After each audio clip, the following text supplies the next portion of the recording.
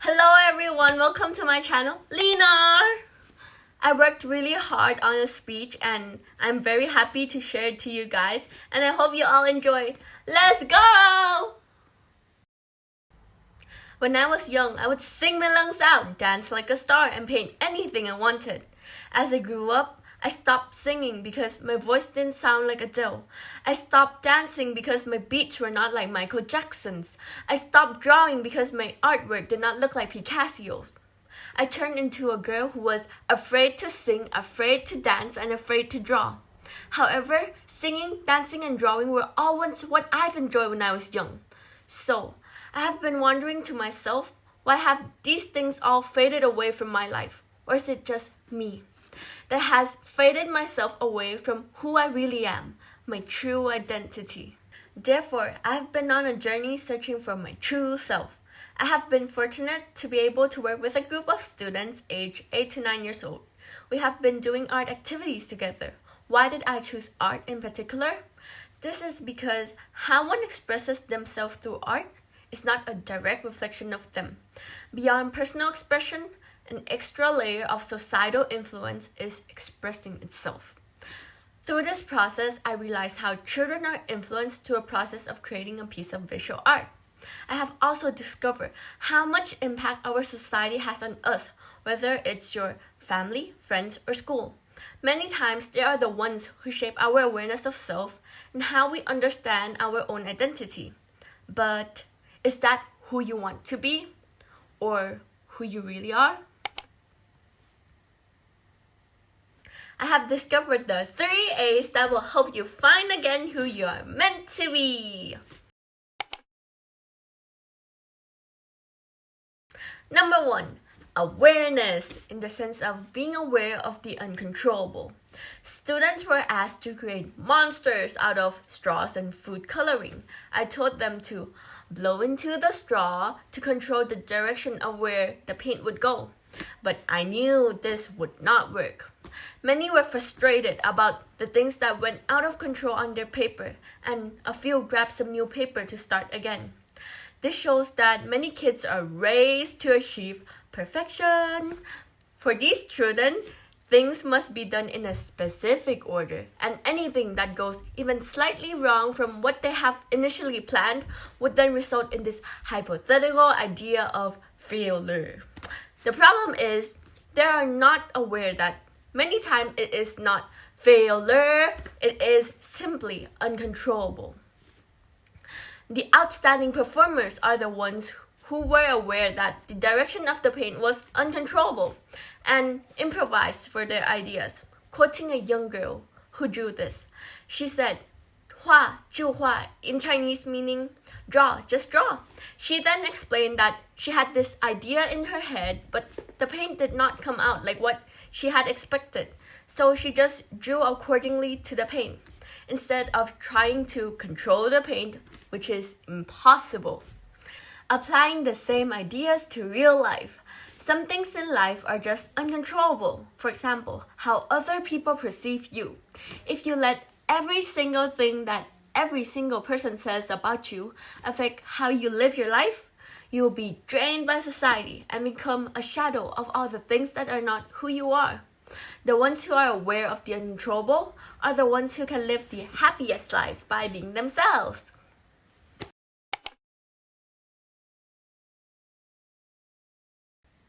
Number 2, appreciation, for appreciating yourself and the people around you. The students were told to draw anything given one term, girl. They had 5 minutes on each paper before switching to another one.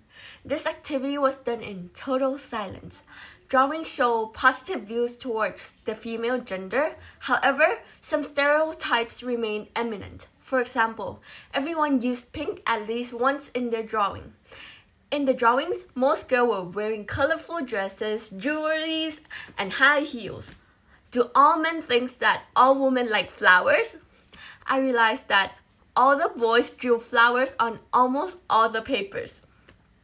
The majority started off by drawing their family or mom. A boy wrote, "I love girls," on one of the papers, referring to girls as his mom, teachers, and classmates. This proves that your upbringing and family have big effects on you. Showing appreciation to your family members or other individuals that help you grow in a healthy environment, is important because they are the ones who have the superpowers to bring out your hidden identities.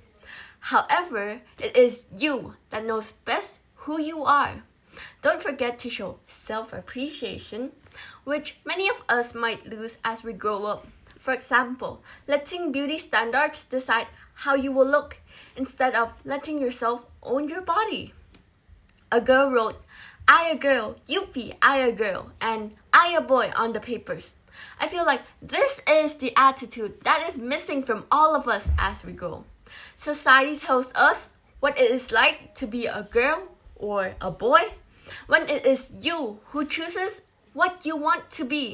You don't have to be a girl or a boy if you don't want to. It's your choice.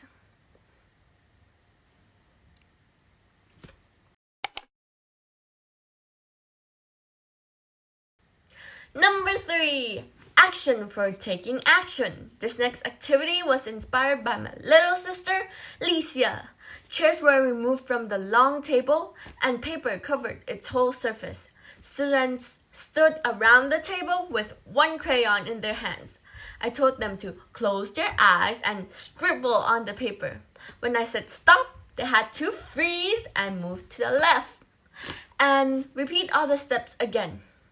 After the activity was done, they were told to transform all the scribbles in their section into an animal that represents them. Surprisingly, this activity did not turn out well in the first place. This is because students are not willing to draw scribbles, but are trying to draw what they have imagined in their heads.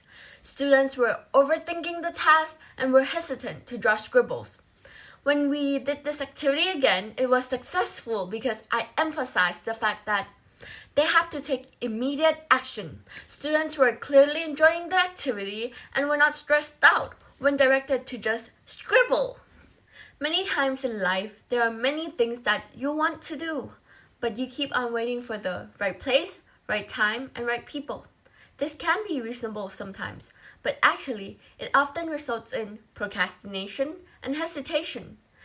Many times, you're just scared to get out of your comfort zone. Many times, you are just scared that you will be judged for your actions. Many times, you are just scared of failure. However, not doing anything is actually the only failure. If you are able to challenge yourself and handle the pressure, you are achieving. Success does not come if you cannot make yourself comfortable in uncomfortable situations.